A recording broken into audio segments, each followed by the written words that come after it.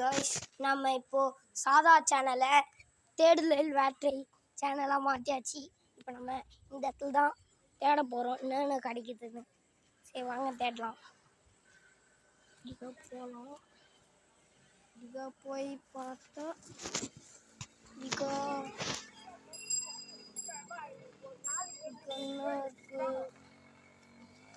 திட்டுறாங்க.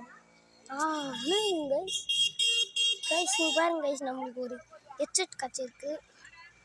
சரி பண்ணிட்டு நம்ம எல்லாம் விளாடலாம். வரலாம் பார்க்கலாம் கைஸ். இந்த மாதிரி கல்லுலாம் இருக்குது கைஸ்.